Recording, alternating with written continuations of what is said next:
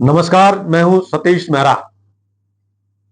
विपक्षी दल आरोप लगाते रहे हैं कि ईडी सत्तारूढ़ दल के राजनीतिक विरोधियों को केंद्र सरकार के इशारे पर निशाना बना रही है। लेकिन ईडी और सरकार दोनों का कहना है कि जांच के सिर्फ 3% मामले ही राजनेताओं से जुड़े हैं। बता दें कि 2014 से 24 के दौरान 63 लोगों को सजा सुनाई गई।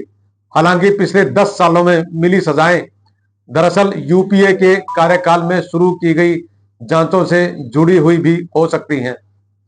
अब ईडी के प्रदर्शन की बात करें तो तलाशी लेने के मामलों की संख्या 2005 से 14 तक 84 थी, जो 2014 से 24 में बढ़कर 7300 हो गई है और जब्त की गई संपत्ति का मूल्य 5086 करोड़ रुपए से बढ़कर 1 लाख करोड़ से भी अधिक हो गया है। गिरफ्तार किए गए लोगों की संख्या 29 से बढ़कर 755 हो गई है। यूपीए के कार्यकाल में जहां संपत्ति जब्त नहीं की गई थी, वहीं ईडी ने पिछले दशक में 15,710 करोड़ रुपए की संपत्ति जब्त की है।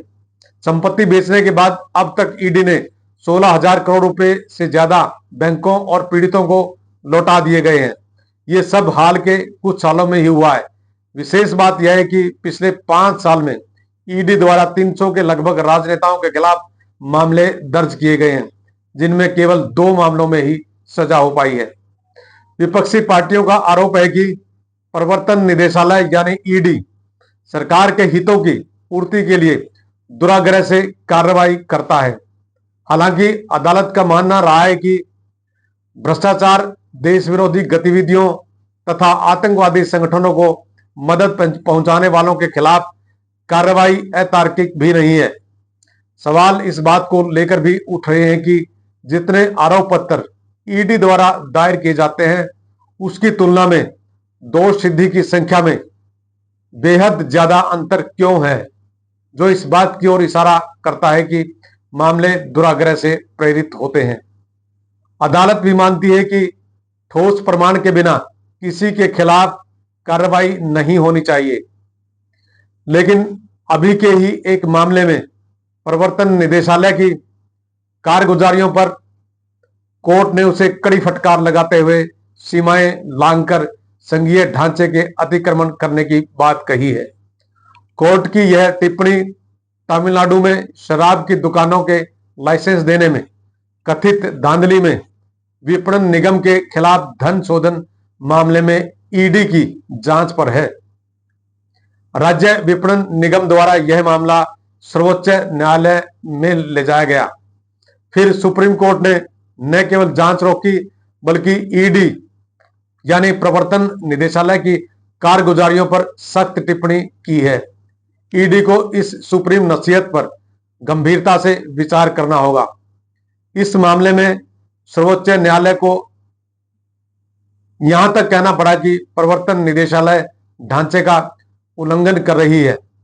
गौरतलब है कि पीएमएलए की धाराओं के दुरुपयोग को लेकर शीर्ष अदालत पहले भी ईडी के खिलाफ सख्त टिप्पणी कर चुकी है।